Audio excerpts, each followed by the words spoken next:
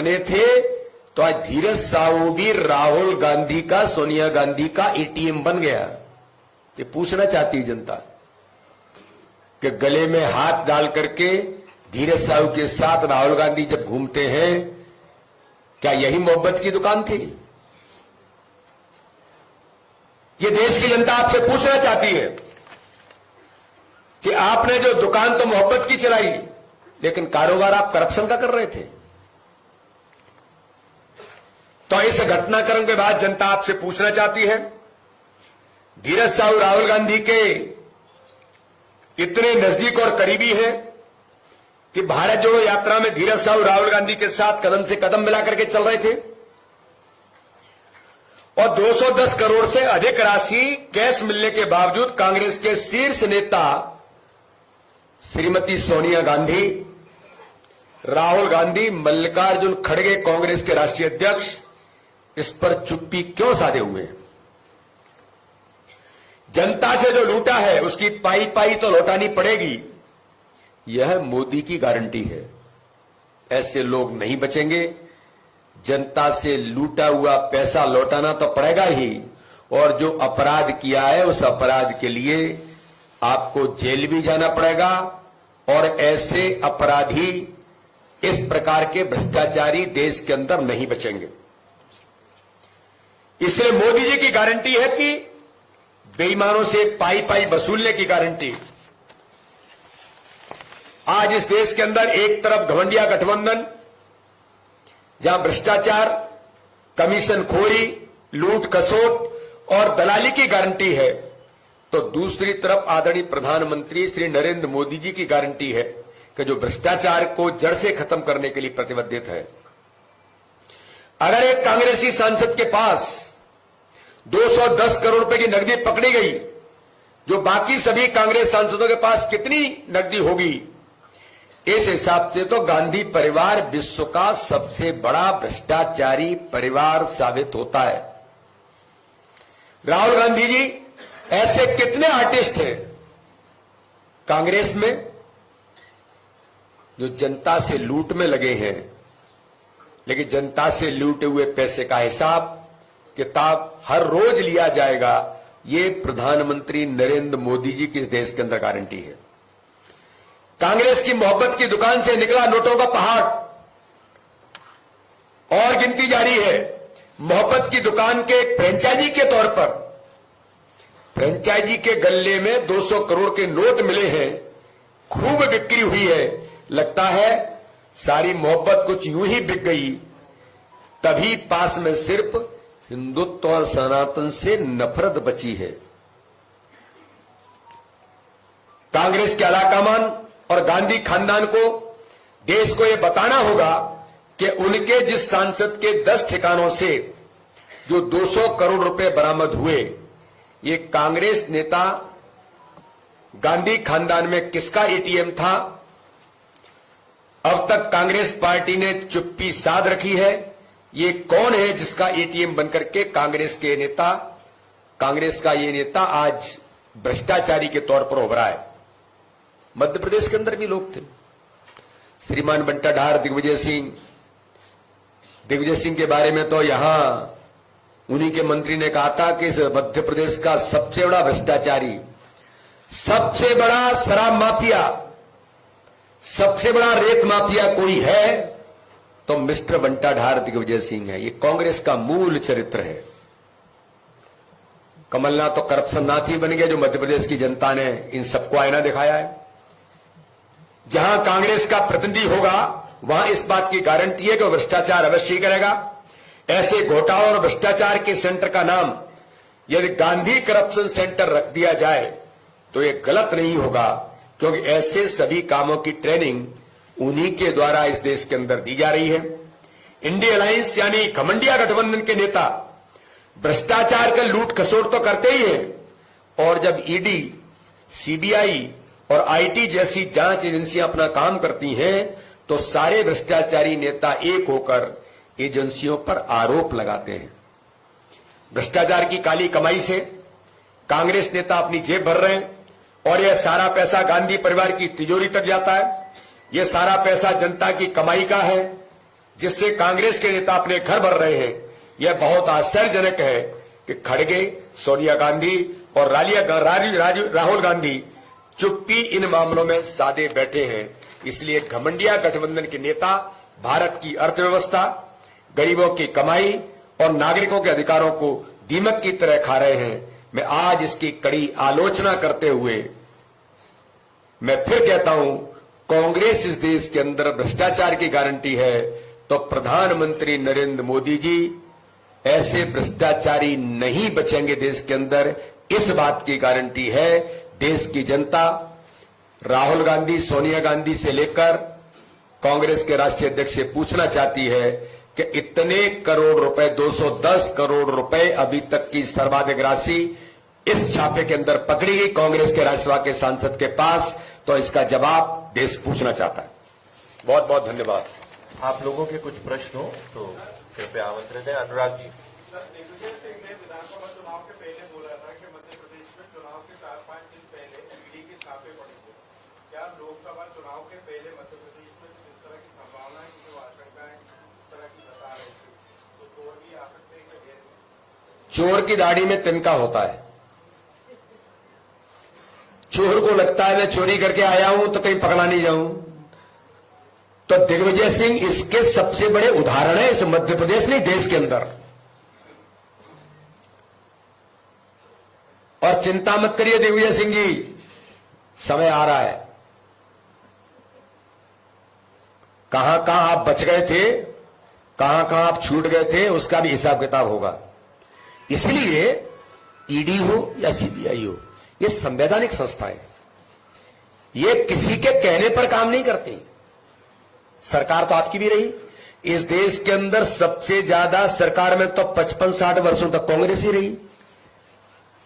तो क्या आप इनको, और इनके समय में तो कहा गया कि इनके तोते, लेकिन हमने कभी नहीं कहा। हमने तो कहा ये संवैधानिक संस्थाएं अपना काम संवैधानिक दायरे में करती है। तो किसी सरकार के कहने पर, किसी नेता के कहने पर संविधान नहीं चलता है, संवैधानिक दायरे में वो काम करती है। दिग्विजय सिंह जी चिंता मत करिए, संविधान के तहत ही आगे भी काम होगा। राजीव सोनी जी।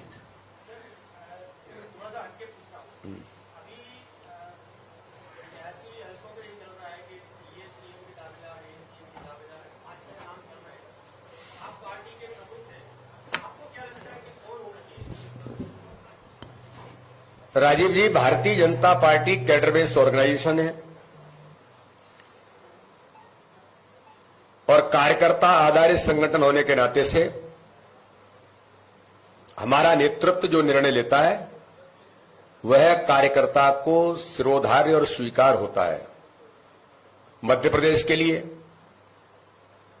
भारतीय जनता पार्टी के संगठन के लिए जो अच्छा और उचित होगा, हमारा नेतृत्व माननीय प्रधानमंत्री जी, माननीय अमित शाह जी, माननीय नड्डा जी और केंद्रीय नेतृत्व हमारा इस पर बखूबी अच्छा निर्णय करेगा। और जो निर्णय आएगा वो भारतीय जनता पार्टी के कार्यकर्ताओं को शिरोधार्य होगा। संजय जी। मैंने वैसे राजीव जी ने जो पूछा उस पर संजय जी मैंने जवाब दे दिया है कि हम सब कैडर बेस्ड ऑर्गेनाइजेशन के हम कार्यकर्ता हैं। कार्यकर्ता को हमारा नेतृत्व, अरे चिंता मत करो ना यार, इसमें क्या खुली बात है, उसमें क्या दिक्कत है। कार्यकर्ता को जो काम मिलता है उस काम को लोग करते हैं, हमारा नेतृत्व तय करेगा।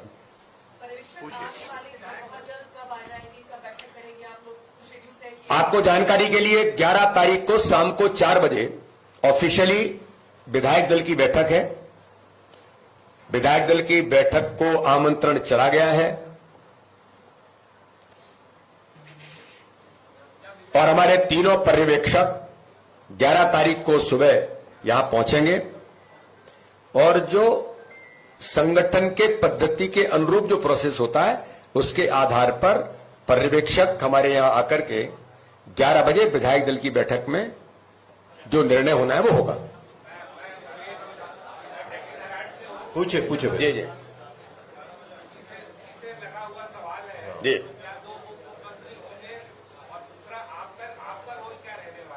देखिए, मुख्यमंत्री कौन होगा, उप मुख्यमंत्री कौन होंगे, नहीं होंगे, होंगे, क्या होगा, ये मैंने कहा ना कि समयानुकूल परिस्थिति में भारतीय जनता पार्टी को प्रचंड बहुमत जो मध्य प्रदेश की जनता ने दिया है और जनता ने हम पर विश्वास व्यक्त किया है, आशीर्वाद दिया है, प्रधानमंत्री नरेंद्र मोदी जी के नेतृत्व में गरीब कल्याण की योजनाओं के साथ और विकास जो मध्य प्रदेश के अंदर द्रुत गति से जारी है, इसे आगे बढ़ाने के लिए और 2024 में पुनः प्रधानमंत्री बनाने के लिए जो जनता ने प्रचंड बहुमत दिया है भाजपा के संगठन के कार्यकर्ताओं की मेहनत और ताकत के बल पर, इसलिए मध्य प्रदेश के लिए अच्छा क्या होगा ये नेतृत्व निर्णय करेगा। अनुराग जी पूछिए।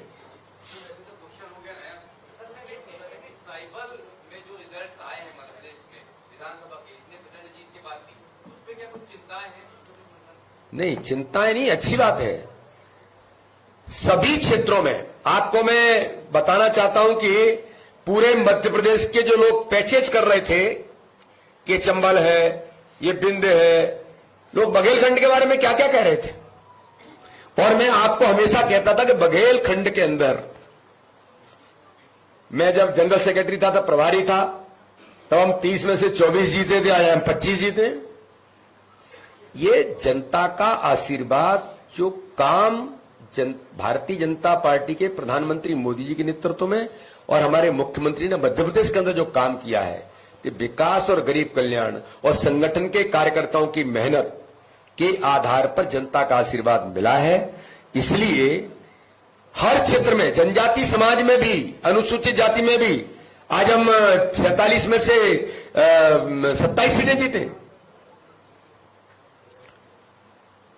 और भारतीय जनता पार्टी को हर समाज वर्ग में माननीय प्रधानमंत्री जी का सबका साथ, सबका विकास, सबके विश्वास के मंत्र पर आशीर्वाद मिला है। और मैं कहना चाहता हूं, और एक बात और मैं कहना चाहता हूं, आज मैं मीडिया के अंदर पढ़ रहा था, मुस्लिम बहन ने भारतीय जनता पार्टी को वोट दिया और उसका साहिर या जो भी है वो उस बहन को प्रताड़ित कर रहा है। मैं कह रहा हूं उस बहन को, बहन चिंता मत करना, इस देश के अंदर, इस प्रदेश के अंदर प्रधानमंत्री नरेंद्र मोदी जी भी सुरक्षा की गारंटी है। मैंने कहा था चुनाव के समय भी और चुनाव के बाद भी कि इस चुनाव में अल्पसंख्यक समुदाय के भाई और बहनों ने प्रधानमंत्री नरेंद्र मोदी जी पर सबका साथ, सबका विकास, सबके विश्वास के मंत्र पर उनने भी भाजपा को आशीर्वाद दिया है, उसका ये उदाहरण है। तो सभी समाज वर्ग, और इसलिए राहुल गांधी जब भोपाल आए थे तो रोड शो कहां कर रहे थे, वो वोट बैंक भी खिसक गया है, खिसक गया है, मैं बता रहा हूं। आप चिंता मत करिए, उनका हम अच्छा हिसाब किताब करेंगे और लोकसभा के अंदर एक एक बूथ जीतने का मैं आपको विश्वास दिलाता हूं, एक एक बूथ जीतेंगे। सुचंदा जी पूछिए। सुचंदा जी रुकिए, दीदी एक मिनट रुकिए। सुचंदा जी। शिवराज सिंह जी का एक ट्विटर हैंडल है ऑफिस ऑफ एसएस, ये आप लोगों में से बहुत लोग उसको फॉलो भी करते हैं जी। आज एक ट्वीट उन्होंने किया है, सबको राम राम बोल के और हाथ जोड़ के खड़े। अब इसको पूरा एनालाइज। सुचन्ना दीदी, ये देश राम का है और 22 जनवरी 2024 को पूरा देश भगवान श्री राम को, प्रधानमंत्री नरेंद्र मोदी जी अयोध्या पहुंचेंगे और रामलला विराजमान होंगे। सुबह सुबह हम सब लोग भी गांव के अंदर भी उठते हैं, तब राम राम करते हैं। तो ये कोई मतलब, ये तो नेचुरल है राम राम करना। तो ये तो हमारी संस्कृति का, मुझे लगता है कि सबसे पहले हम शुरुआत इसी से करते हैं। हो गया प्रश्न, रिपीट। विधायक दल की बैठक 11 तारीख को है। अनिल गुप्ता जी। अनिल गुप्ता 4 बजे शाम। अनिल गुप्ता जी। अनिल जी, नहीं, हमेशा पूरा देश राम राम कर रहा है, चलिए। पूरा देश। महेंद्र जी, महेंद्र जी, महेंद्र जी। छिंदवाड़ा की सभी सीटें भाजपा हारी है, तो इस पर लोकसभा में कोई इस पर हमने गंभीरता से मंथन किया है, लेकिन आपको मैं जानकारी के लिए बताता हूं, लोकसभा हम 30,000 से आ रहे थे मात्र, और विधानसभा में 3 सीटें ऐसी हैं जो बहुत कम मार्जिन से आ रहे हैं, बहुत कम मार्जिन से। ठीक है, हमारा प्रयास है और आगामी टारगेट हमारा है कि 28 हम पहले जीते थे और प्रधानमंत्री नरेंद्र मोदी जी को इस बार हम छिंदवाड़ा लोकसभा भी विजय का कमल का फूल प्रधानमंत्री को सौंपेंगे, विश्वास के साथ हम कहते हैं। और जो हम कहते हैं उसके लिए मेहनत भी करते हैं और कार्यकर्ता का संकल्प होता है प्रधानमंत्री मोदी जी के नेतृत्व में छिंदवाड़ा में भी विजय का इतिहास इस बार बनेगा। हेमंत जी पूछिए, हेमंत जी प्रश्न।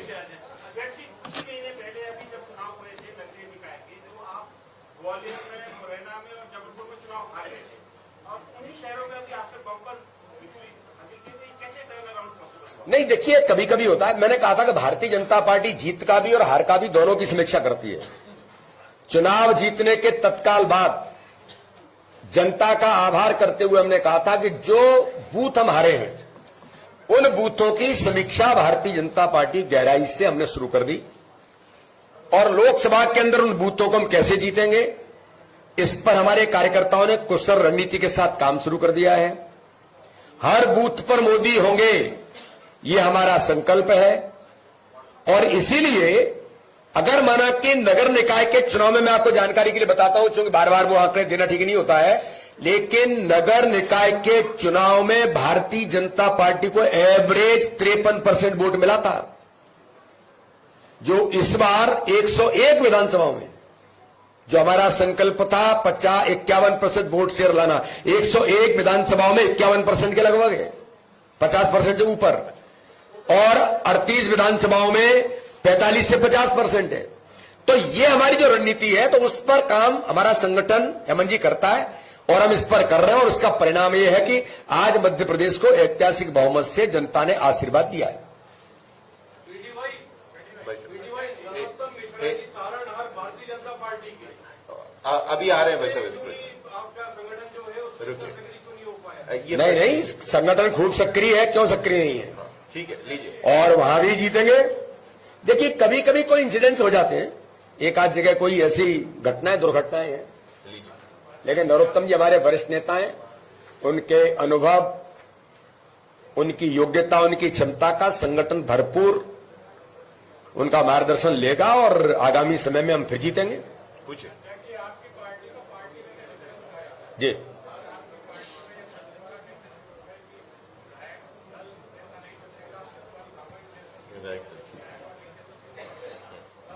नहीं नहीं नहीं, विधायक दल ही चुनेगा। देखिए भारतीय जनता पार्टी एक ऐसा दल है जो मैंने कहा ना कैडर बेस्ड ऑर्गेनाइजेशन है। हमारे यहां सामूहिक नेतृत्व पर जो चीजें तय होती हैं उनको ठीक तरीके से अपने कार्यकर्ताओं की सहमति के साथ ही होता है, तो इसलिए विधायक दल ही तय करेगा। शैलेश जी पूछिए, शैलेश जी पूछिए।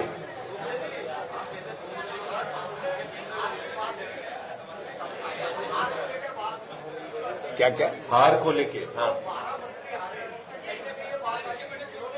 इन सारे बातों पर शैलेश जी अच्छे तरीके से समीक्षा हुई भी है और करेंगे।